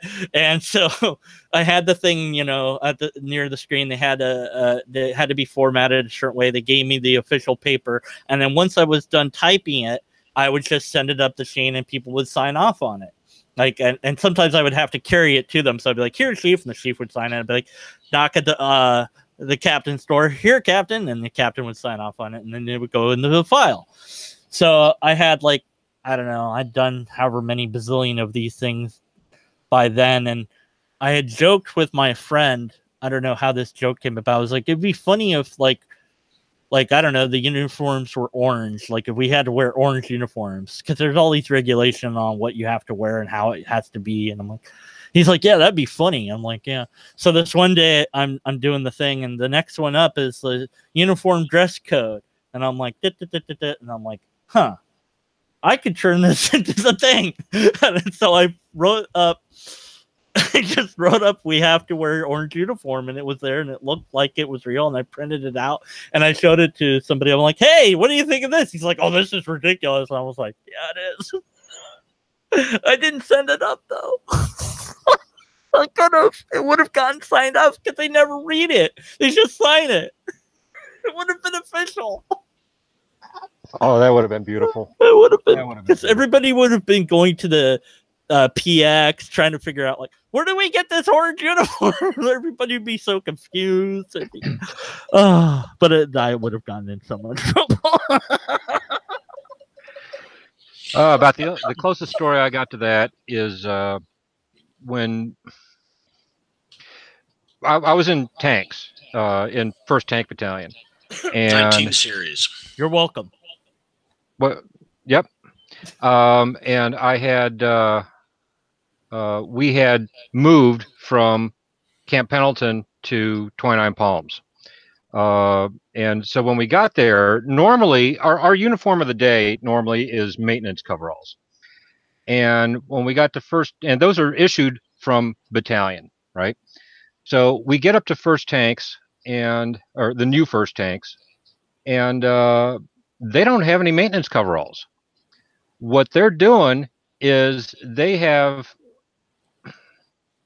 contracted with somebody to get us some maintenance coveralls, because you're working on tanks. It's greasy, nasty, you know, what have you, and it's going to destroy a set of camis or anything else. That's why we have maintenance coveralls, right? So they get us maintenance coveralls, white maintenance coveralls. That's going to be a problem. Oh yeah. So here we are. We're working on the tank ramp, looking like good humor men, you know, and you know we're getting like nasty within the first 30 minutes that we're on the tank ramp. Lunch comes. We head to the chow hall. Now the chow hall does not want to let us into the chow hall with greasy, nasty coveralls that the dark green maintenance coveralls would have hid. You know, so we have to go to the barracks, change over into camis, then go to chow, then go back to the barracks and change back into these stupid white maintenance coveralls, and then we got to wash them every fucking night. Somebody didn't. The left hand didn't know what the right hand was doing. Yeah, I mean, we had the kind of like a dungaree coverall sort of thing. Yeah. And see, the thing is, they didn't tell us what this uniform was for. They just gave it to us. So I put this thing on, and I went to the PX. I'm all like happy because I'm like, oh look, I'm in this uniform I've never been in, and I felt really cool. And this petty officer's like, what are you doing dressed like that? I'm like, what do you mean? Like, you can't be dressed like that. I'm like, huh? Like, you're not allowed to wear that unless you're working on ship or whatever, and you know there's certain thing. And it's like, oh, and I just like, where are you from? And I got that bleep out of there because I don't want to get in trouble. You know, I was like, oh, yeah. I didn't know I wasn't supposed to wear that. Nobody told me I wasn't allowed, and you know, and then then I had to wear it all the time once I did get on a ship. So I was like, oh, okay, well, Yeah. But well, I had three different uniforms. I had my normal BDUs, then I had my Nomex. If you're on the tanks, you'll know what a Nomex suit is. It's basically a fire retardant overall. Yeah, this is Army, right? Army.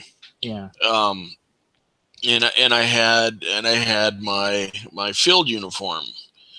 When we went out, I was a forward observer for artillery. So your dress clothes were what, in the barracks for whenever you had an inspection? No, we wore dress clothes once a month for payday activities. See, I don't like that. That's not fair. We had working whites and working blues for winter and summer, and you really had to take care of the damn things. They were just me and my buddy got to the same unit. We a second unit, an auxiliary unit we were assigned to after the one unit we were in closed or deactivated and went back to the States. We were over here in Germany. And we showed up to the formation in Class A's, the dress uniform. And the platoon sergeant looked at us and shook his head. And he goes, "Oh, this is not going to be good." And we were like, what? And he goes, just wait. You'll be excused from the formation and you'll no longer be allowed to wear your Class A's to payday activities. And we were like, why? What did we do wrong? And it turns out that the first sergeant for the unit, for the battery, was basically a chair-bound NCO for 99% of his career. And when he put on his dress uniform, you know how soldiers are. You can tell at a glance at the dress uniform exactly what you're looking at. And you can see by the little doodads on the uniform what this guy's done and all this bullshit he's been in and all the schools he's gone to. And we had gotten into the unit, me, my buddy, and this other guy from a sister unit. Because we had 4-year contracts for Germany and we didn't want to go back to the States. Normally they just reassigned the unit numbers, but they went through the whole kit and caboodle, turned in all the equipment, all that shit. So they closed the unit down and we go to the new unit. And in this new unit, it is almost literally a new unit. Nobody has ever been anywhere. Nobody so no one had any identifiers or anything. Well, they had some identifiers and some awards, but we had just come from a unit that was in the Gulf War. So we had all the shit that we earned while we were in the Gulf War and all the shit that we got for, doing stuff after the Gulf War. Plus we'd been in for a while. So we had, nifty little schools that you get little patches for and little doodads for. And so there's the 4 of us in the uniform and we're junior NCOs. And this senior NCO's uniform read like a small paragraph on the inside of a notebook's back cover.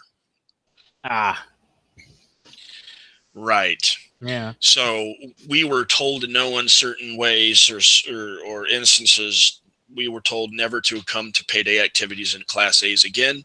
We automatically have the day off. Get out of my fucking formation. Literally like that. Wow. What about? So so on Sunday, we would get in our Class A's and we would, walk around battalion and go to the chapel in our Class A's. Just to fuck with our first sergeant and platoon sergeant.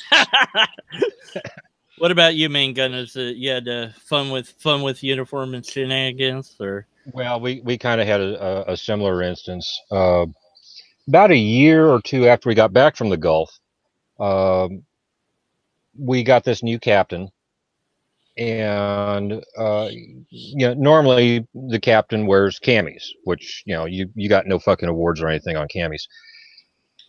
One time we saw him in his alphas, and he had on his chest, he had his marksmanship badges, rifle and pistol, and he had sea service deployment and a national defense. That was it. Ouch. And here I am as a lowly corporal, and I've got a stack of ribbons on my chest 4 high, you know, and he's gone nowhere, done nothing. Yeah, And, well, is that his fault? I mean, that's like he went wherever they sent him. So, or well, does he like? I guess officers can ask to go places, or well, I don't know how that particularly works, but it didn't give us very much confidence in him. yeah, And unfortunately, he uh, he measured up to that, or measured down to that, I should say. Oh, one of those. Yeah, we had just after we got back from the Gulf, we turned in our M60s and got M1s. So these are brand new tanks, not only to us but to the Marine Corps as a whole, right? Right. So they've got a General Dynamics representative on the tank ramp to assist the mechanics and what have you. We have to keep meticulous records of every single damn bolt we turn on these tanks, right? And there was a standing order, Marine Corps wide. You do not cannibalize off of one vehicle to get another vehicle running, because these are new vehicles to us. We need to see what they do, right? Right. We're going out to the field, and we've got like 3 tanks that are deadlined, and the captain told our maintenance chief to pull whatever part it was off of one of these deadline tanks to get the other one running. And our maintenance chief just told him, "You need to put that in writing, sir." yeah, because it And contradicts the other order. Yeah. oh yeah, I counted. It's complete. It's completely against what the standing order is from CMC, right? And that initially that was a red flag right there, that he's doing this shit. Then it was starting on the real stupid shit.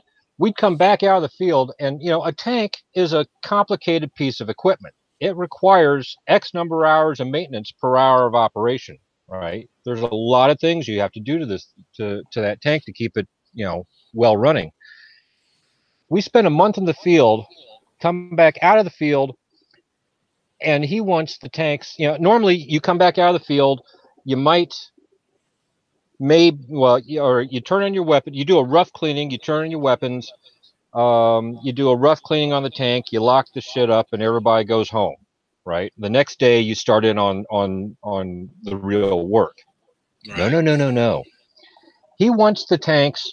Not only does he want all the maintenance performed on the tanks right there, he wants them inspection ready in 24 hours.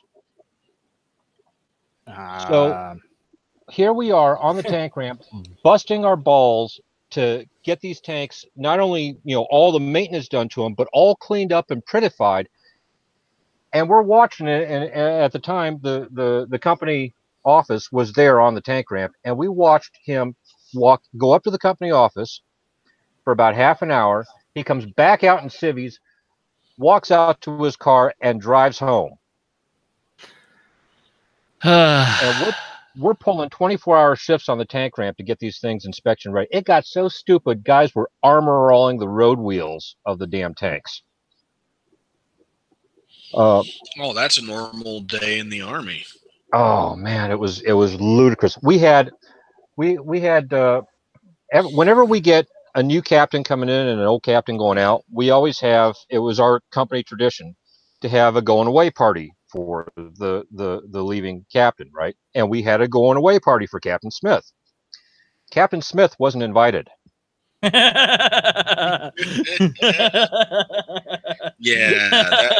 that reminds me. That reminds me of my one battery commander. We got this battery commander whose father was the Secretary General or whatever, the fucking Secretary of the Army, or whatever the hell. He was like the highest officer rank, General Vuono. General Vuono, not major, not lieutenant, not blah blah, but general. And right. His son was an artillery captain, and his other son was a lieutenant in the artillery. And we were the unlucky unit, and we got the artillery captain. Worthless fucking officer I have ever met. And when I say worthless, I mean fucking worthless. You know, we were really arrogant and cocky in our unit because we, you know, the majority of us was in the Gulf and all that shit. And some of us were in Panama prior to that. So we had some cocky, arrogant people. And when we got Captain Vuono, it was like, what the fuck? It was, you know, two-ribbon wonder. And when you're an officer, especially if you're in the combat arms, one of the requirements, unwritten requirement, is not rule of thumb, and there's nothing derogatory if you don't have it, but you're frowned upon if you don't. If you're an officer and you're in a combat arms unit, one of the first things the company or the battery or the battalion commander or the regiment commander will do is take his officers, stand them up in a line, and have them execute right face and check out their left shoulder. And if they don't have a range tab on their left shoulder, they're not really officer material. So Vuono didn't have a tab, wasn't airborne, had like maybe 3 ribbons. One of them was the national defense, which everybody and their mother got, even if you're in basic training, whenever, you know, a war is declared or units are deployed in a combat zone. And Vuono was that captain. And we had actually hatched a plot to bury him in Grafenwöhr in Germany. What do you mean bury him? We were just going to accidentally, you know, kind of lose him and his Humvee in a garbage pit. Oh dear. Oh goodness. And then we had this one, I had this one troop. Fucking soup sandwich. I know like, those guys. Yeah. And I'm like, look, I tell you what, I'll give you a chance to shape up. By the time your next counseling statement comes, if you're not shaped up and we ever get deployed, you will be the first person I shoot. You have 2 choices: shape your shit up, or you'll sign some paperwork and I'll kick you out of the Army. Yeah. We all, military, and I think we all had some sort of mental hiccups due to the military. Is that right? Am I right on that? Yeah. Yep. Well, I think you said something. I got into it with this prominent atheist YouTuber. Was it me? No. It's not my fault. No. I like you. I enjoy arguing with you. No. I did too. I just was not sure if we'd gone erratic or what we were doing. I was like, what? How do we? What's going on? I don't know what reality I'm in anymore. Yeah, I know. Anyways, okay, so yeah. And basically, you know, to sum it up in no uncertain terms, I fought for America, but I didn't fight for that American.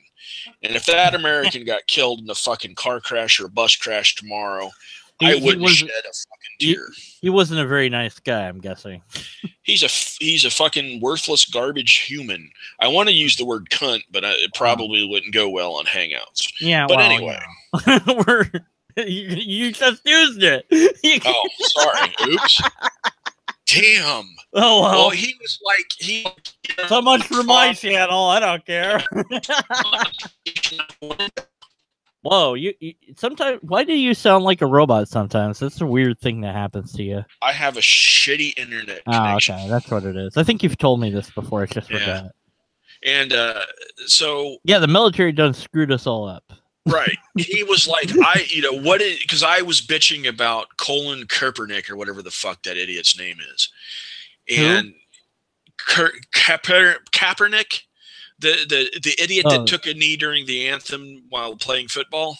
Oh yeah, yeah. I heard about this. Yeah. Look, that's not even a protest. Like, I mean, Well, it's what are you not. doing? It's And like, I said, shut the fuck up, because you're getting paid to play football, not say yeah, I'm protesting America. It's not what you're there or for. whatever, But whatever it is he's protesting. I'm not even right, sure. I don't even and think he knows. Like, and how inequality and white systematic. I don't know. yeah, Fucking if I know. And he was like, "What did you sacrifice for this country?"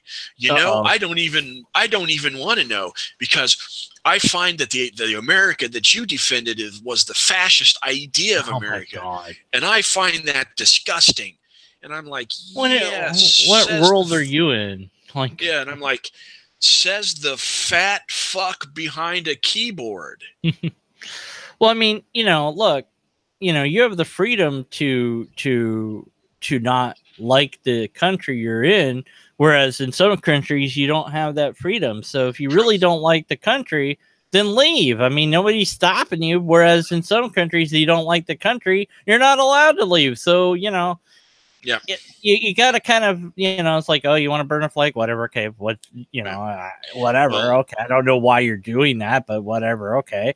But what are you trying to say by doing that? What this is the thing with these protests. They're calling these things on Twitter movements. Like, it's not a movement. It's on Twitter. That's not a movement. You're not doing anything. You're typing hashtag whatever the word is. That's like, you've done nothing. You have absolutely done nothing. Yeah. Well, he's this, he's a rather large YouTuber. I'll leave his name remain, anonymous, but he's a rather large YouTuber. He's got a really big channel, and he's really up there in the scene. And I'm just like, look, you stupid bastard. Here's the deal. And then he was like, your idea of America is fascist. What'd you sacrifice for America? And I'm like, well, yeah, let me run it down for you, fat boy behind a computer in fucking Nebraska. I lost 18 inches of my large intestine. I lost my sanity. I lost a marriage. I lost over a considerable chunk of financial wealth because my said ex-wife was, worthless. Yeah. And, so, I mean, I have a little bit invested, in what did I sacrifice? So if I say, shut your fucking pie hole, you're not being paid to protest, you're being paid to play football, that's not anti-American.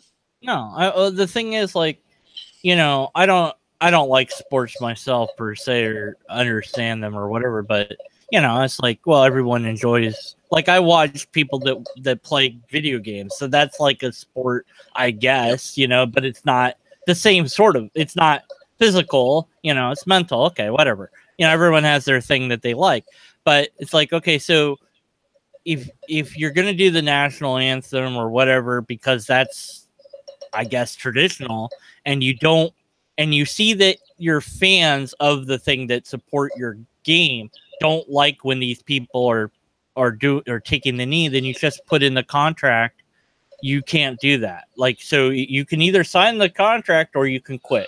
That's your choice. Like so if they and just make it the rule that they have to follow, or they and that's it. Or get rid of the national anthem if it's that big of a problem. And say, look, you're here to play this game, and this little bit of it where we're part of baseball and football and all that has been tied into the national anthem and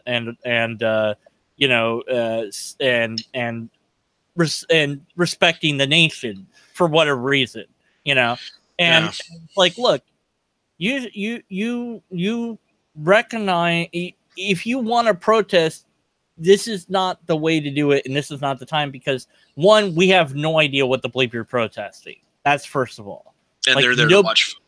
And secondly, we didn't come here to see you protest. We came here to watch you perform a thing, and that's what we're paying for. So do that. It's like, and you get paid pretty darn well to do that. So look, maybe you save your protest for when you're talking to whoever on whatever show you want to go on and do that. Fine, whatever.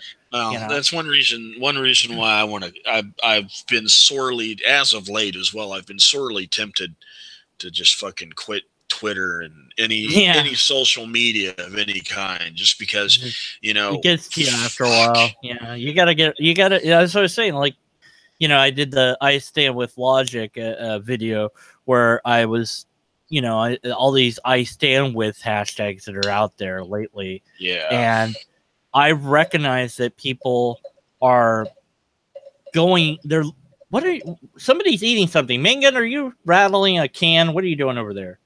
No, that's not me. I'm sorry. You're probably picking up. I'm practicing paradiddles on a practice pad. Oh, okay. I was like, I'm going in. I thought that maybe Main Gun had his tank over there or something. Is this what you're hearing? Yeah, that's it. That's it. Yep. Don't do that. I don't know what that is, but it's making me go insane. Please stop. I don't know what I was talking about now. Were you allowed to keep any of the tank parts? Well, allowed to? No. Allowed to? Did you? Did you? You can either confirm or deny that. I've got some shit from my military days that I'm probably not supposed to have. I didn't keep anything. Well, you know, when we were leaving the Gulf, they told us, bringing home war trophies is fine, but no weapons or parts of weapons. And it got, you know, because they don't want guys to, you know, bring back, you know, AKs and bits and pieces and reassemble one, right, or some stuff. But there was no latitude in that. One of the lieutenants went to walked up to one of the Iraqi tanks and pulled the firing pin out of the breech block of one of these tanks, and they made him put it back. Aww. And I'm like, you think he's going to build a tank out of that? Yeah. That's ridiculous. Well, I wound up pulling the anti-aircraft sight off of the 50 cal of a Iraqi tank, off of the 12.7 off Iraqi tank, and as we're just before we're getting on the airplane to fly home, they made us dump our sea bags and, you know, go through all our shit to make sure that we're not bringing home any contraband. And one of the guys picked up this thing, and he says, "What is this?" And I shrugged my shoulders and went, lensatic elbow. And he said, "Okay, lensatic elbow, whatever, you know." And so I was able to smuggle that back to the States. But, you know, so how long before you build that? Well, I've got one piece of a T-55 now. Now you got a 3D printer? Yeah. Just need a couple million more. Yeah. We could 3D print it. How long would it take? I don't know. I mean, you probably found all those parts online. Easily. Well, they told us we were allowed to take trophies home. We wasn't allowed to take weapons, full working weapons. They didn't really give two shits about parts, and we wasn't allowed to take body parts home. Why they stress that? Like, who did that? Like, some guys like, oh, and you like puts away the pickle jar, and you're like, dude, if they said it, obviously with the army and with some of them idiots that were over there, somebody probably. Did you see? There was one of these videos that had gone viral or whatever, where they had to kill dogs that came onto the base because they're wild dogs, and some nitwits decided that they were going to throw the dogs off cliffs and shoot them on the way down and film it. And of course, so the film got out, and of course, you know, now they look bad because they shouldn't be doing that. People like that need to be shot themselves. I was like, why are you shooting it? It's already falling down. Like, what was? I was like, you're wasting bullets. Wait a minute, no. Everything about this is like, yes, you were told to kill it, but you weren't told to do that. Well, you're allowed to do things in a wartime situation that you're not able to justify in any form rationally in the real world. Yeah, I guess that they, you know, I don't think that they were thinking the way that you think when you're not in that situation. Like, well, we were told, we were under orders to shoot dogs too. But because we're out in the middle, you know, we're out in the middle of the Kuwaiti and the Iraqi desert, and dogs out there were not the little puppy dogs that people go, look at your puppy dog. The wild. It's like, yeah, because our captain wanted to, it's like, hey, we should get one of those dogs and keep it with the battery for morale. And I'm like, sir, I don't want to be a jerk, but what do you think that dog eats? Yeah, he eats you. And well, he's like, because we like, but getting back to the trophy thing, we were allowed to take trophies back. So I won't say where I got them, but I had a complete set of Iraqi Republican Guard TA-50, and I had 3 Iraqi Republican Guard berets. Cool. I was allowed to keep them until the captain realized that, hey, we need to set up a battery trophy case showcasing what we got from the war. So we made it through. We make it through getting back. We make it through Ramstein. We make it through Nuremberg.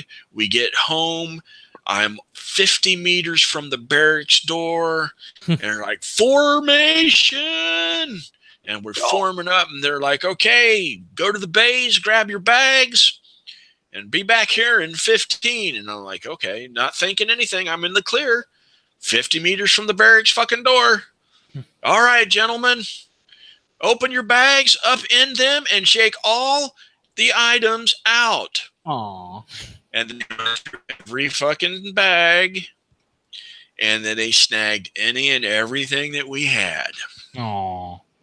Imagine being the guy with the pickle jar that had the body part in it, though. Yeah, well, I wouldn't want to be him. I did manage to keep a beret and the flash from the beret. I did manage to keep one of those hidden. But they took everything else, and they built a trophy in the battery in the headquarters lobby of, So you get to see it, but you don't get to keep it. So exactly, we get to see it, but we don't get to keep it. And we captured like 3 artillery pieces, Iraqi artillery pieces that they flew back and put on the fucking front yard of brigade. And it was annoying as hell. We was like, those are ours. Why don't we get to keep them? What are you gonna do? Drive it around the field? Like, yeah, I'll drive it around the LTA. After we pulled out of Kuwait and back down into Saudi Arabia, and we're sitting around waiting for our turn to get on a damn airplane to fly home. We're sitting on our asses for about a month or two in this tent city at Manifa. And, you were at Manifa? Okay. Yeah.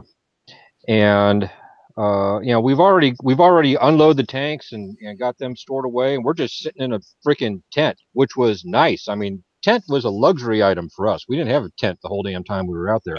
I believe it.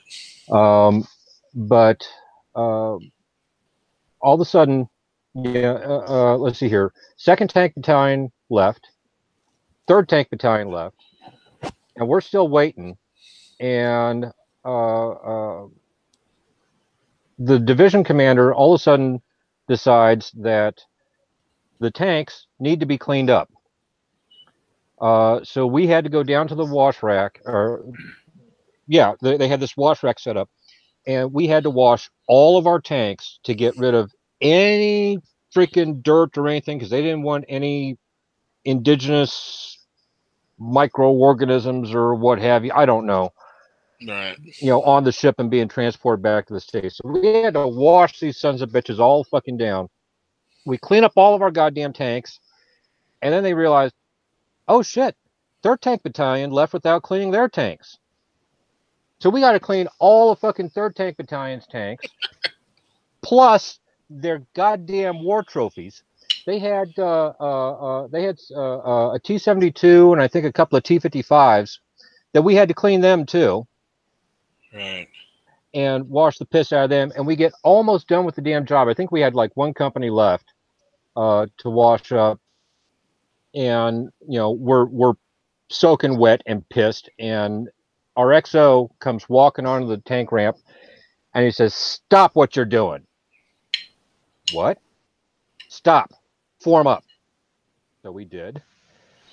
And he says, "We're going back to the fucking tents." So, why? What's going on? So these tanks aren't going back to the States. They're getting sold to the Saudis. Oh, that's right. A lot of shit was in Pampas. Yeah. Yeah, because we're getting M1s when we get back to the States, right? So these tanks are getting sold to the Saudis. So Well, okay, well, we got to move. Nope, fuck them. And we left them. We left them sitting right there in the goddamn wash rack. Let somebody else fucking move. When did you get in country for Shield? Let's see here. Well, the day we went to Okinawa. We were going to Okinawa for a 6-month UDP, and the day we left is the same day Saddam invaded, which was August 2nd. Okay. So I had about 2 weeks before we got on ship, and then maybe 3 weeks floating over. So call it first half of September. Okay. Is when we got it. Our company got in country. Right. So you were there for that big nasty fucking tsunami-like storm in January, February, right? Oh hell! It rained for like 2-3 weeks straight, and we had no tent. Dude. It was God. Oh man, it was. But you know what? That's the only time I saw grass. We didn't even see grass. Yeah, I'm standing there, and after the rains had stopped, I walked out to take a piss, and I'm kind of looking out towards the horizon, and it's green, and I thought, what the hell? And as you track your eyes from the horizon down to your feet, it goes from green to back to sand again. Right. And I thought, what the hell? So I got down on the ground and really put my face to the ground and looked, and in 1 square foot, you might have 10 little tiny blades of grass sticking up out of the sand that you can't see looking straight down at it. But if you look, you're looking across it. Yeah. Oh, dude, I remember that tsunami. I call it a tsunami. I don't know what the fuck it was. It was nasty.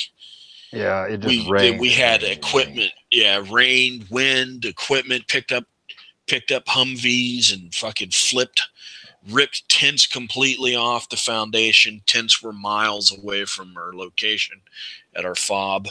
I mean, God. Yep. Every goddamn thing we had was soaked, and we had no tents to hide under. The best we could do all we had was lean-tos on the tracks. Mm-hmm. We could stretch the tarp off of the damn tank and then kind of hide underneath that, but that didn't, that would help for like a day or two, and then, why bother? Yep. So, I remember those days well. Yep. Sleeping bags soaked completely through. You didn't sleep on them or in them. You just kind of, best you could do is we slept in the tracks. Yep. Yeah, that was nasty. Yeah. No, I didn't have fun with that. It took at least 2-3 weeks for the sleeping bag to dry out. Mm-hmm. Yep. We were draping them over the gun tubes, every tank had 4 sleeping bags draped over the gun tubes to try to air them out. I have a stupid question. In Indiana Jones and the Last Crusade, where they shove the rock in the thing and then the tank blows up, would that work? They did the what? With the what? What? Indiana Jones picks up a rock and he shoves it into the turret of the tank, and then the guy goes and shoots it, but it backfires. I'll kills interrupt him. Real quick. I got company. I'm gonna sure, no problem. I'm just gonna mute the thing, and I gotta go let some people in to do some work. I gotta get going too. Oh, okay. I'll talk to you guys later then. All right, have a good one. All right, bye, man.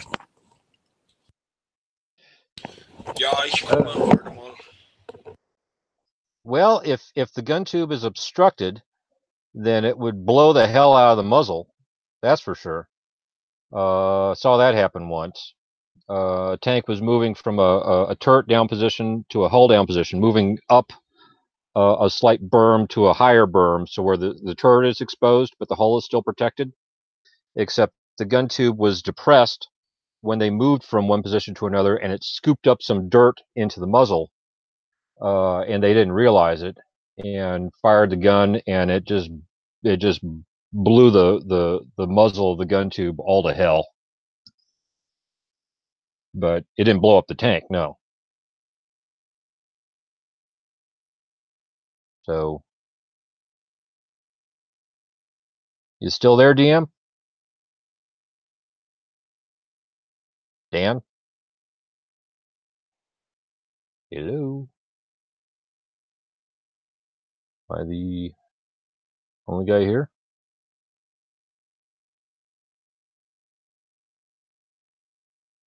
Hello, hello?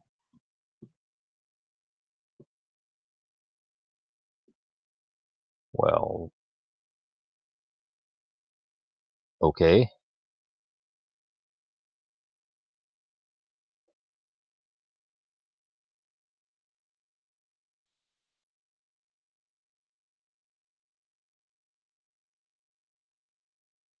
Anybody?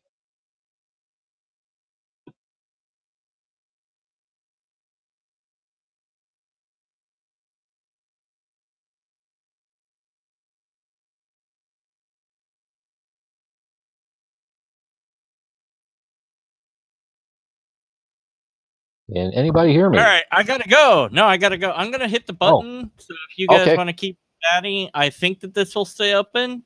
But if I hit the phone button, it will stop being on live. But I have to go. But you guys can stay in here, and I think it will stay alive. But so bye everybody on YouTube. I'm hitting this button. It won't wait if I hit that. Okay, this button. All right, bye. Say lobsters or something. No, lobsters. No. Yay! I said lobsters. Yay.